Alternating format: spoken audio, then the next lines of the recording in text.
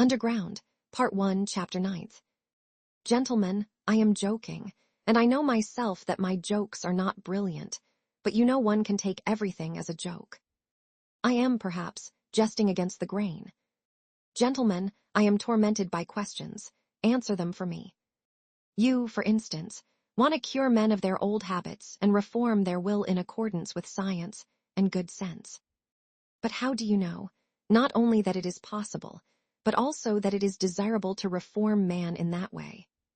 And what leads you to the conclusion that man's inclinations need reforming? In short, how do you know that such a reformation will be a benefit to man? And to go to the root of the matter, why are you so positively convinced that not to act against his real, normal interests guaranteed by the conclusions of reason and arithmetic is certainly always advantageous for man, and must always be a law for mankind? So far, you know, this is only your supposition. It may be the law of logic, but not the law of humanity. You think, gentlemen, perhaps that I am mad. Allow me to defend myself. I agree that man is preeminently a creative animal, predestined to strive consciously for an object and to engage in engineering. That is, incessantly and eternally to make new roads, wherever they may lead. But the reason why he wants sometimes to go off at a tangent may just be that he is predestined to make the road, and perhaps, too, that however stupid the direct, practical man may be, the thought sometimes will occur to him that the road almost always does lead somewhere, and that the destination. Man likes to make roads and to create. That is a fact beyond dispute. But why has he such a passionate love for destruction, and chaos also? Tell me that. But on that point, I want to say a couple of words myself. May it not be that he loves chaos and destruction? There can be no disputing that he does sometimes love it, because he is instinctively afraid of attaining his object and completing the edifice he is constructing. Who knows, perhaps he only loves that edifice from a distance, and is by no means in love with it at close quarters. Perhaps he only loves building it and does not want to live in it, but will leave it, when completed, for the use of less animox domestiques, such as the ants, the sheep, and so on. Now the ants have quite a different taste. They have a marvelous edifice of that pattern which endures forever, the ant heap. With the ant heap the respectable race of ants began, and with the ant heap they will probably end, which does the greatest credit to their perseverance and good sense. But man is a frivolous and incongruous creature, and perhaps, like a chess player, loves the process of the game, not the end of it. And who knows, there is no saying with certainty. Perhaps the only goal on earth to which mankind is striving lies in this incessant process of attaining, in other words, in life itself, and not in the thing to be attained, which must always be expressed as a formula, as positive as twice two makes. Anyway, man has always been afraid of this mathematical certainty, and I am afraid of it now. Granted that man does nothing but seek that mathematical certainty, he traverses oceans, sacrifices his life in the quest, but to succeed, really to find it, dreads, I assure you. He feels that, when he has found it, there will be nothing for him to look for. When workmen have finished their work, they do at least receive their pay.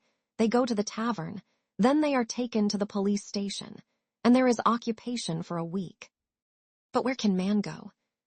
Anyway, one can observe a certain awkwardness about him when he has attained such objects. He loves the process of attaining, but does not quite like to have attained, and that, of course, is very absurd. In fact, man is a comical creature. There seems to be a kind of jest in it all. But yet mathematical certainty is, after all, something insufferable. Twice two makes four seems to me simply a piece of insolence. Twice two makes four is a pert coxcomb who stands with arms akimbo barring your path and spitting. I admit that twice two makes four is an excellent thing, but if we are to give everything its due, twice two makes five is sometimes a very charming thing too. And why are you so firmly, so triumphantly, convinced that only the normal and the positive, in other words, only what is conducive to welfare, is for the advantage of man? Is not reason in error as regards advantage? Does not man, perhaps, love something besides well-being? Perhaps he is just as fond of suffering. Perhaps suffering is just as great a benefit to him as well-being.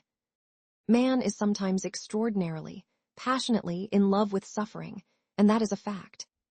There is no need to appeal to universal history to prove that. Only ask yourself if you are a man and have lived at all. As far as my personal opinion is concerned, to care only for well-being seems to me positively ill-bred. Whether it's good or bad, it is sometimes very pleasant, too, to smash things. I hold no brief for suffering, nor for well-being either. I am standing for my caprice, and for its being guaranteed to me when necessary. Suffering would be out of place in vaudevilles, for instance. I know that.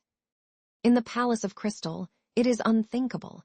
Suffering means doubt, negation, and what would be the good of a palace of crystal, if there could be any doubt about it? And yet I think man will never renounce real suffering. That is, destruction and chaos. Why, suffering is the sole origin of consciousness.